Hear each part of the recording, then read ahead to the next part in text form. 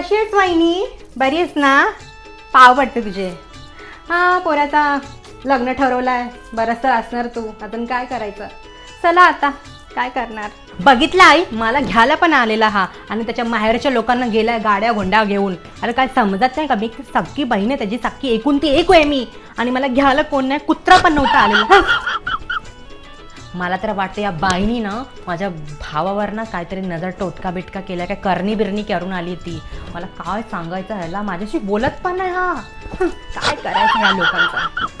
बाई बाई बाई, खूप त्रास आहे. इथं माझा नवरा आलाय तर त्यांना कोण पण एक पाणी विचारत नाहीये, आणि ही या भावाने असा तिथं जावई आलाय तर तिला पक एकदम नसमस्तक झाली, तिथं झोपली तिथं.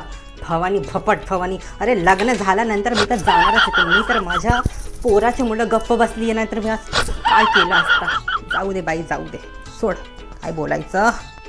खूप गरम होते बाई, खूप गरम होते. इथं इथं लव्ह मॅरेज की अरेंज मॅरेज ह्याचा? अहो आत्या तू आहे, तुला माहित होतं. अरे माल काय आत्या बाबा, मी कसली आत्या ह्याची तर सगळ्या मावश्या बेवश्या मामी बीमी जे सगळे आले तर त्यांना माहिती आहे, त्यांना विचारा. मी तर काय, मी तर माझ्या आईचा तोंड बघून आले इथं, नाही तर मी काय बोलू. खूप त्रास आहे. जशीच माझी आई परमेश्वराकडे गेली ना, हे परमेश्वरा, ते हे लोक माझ्यासोबत काय करणार. हे लोकांचं मी तोंड पण नाही बघणार, तरच नाही रे लोक माझं तोंड बघायला.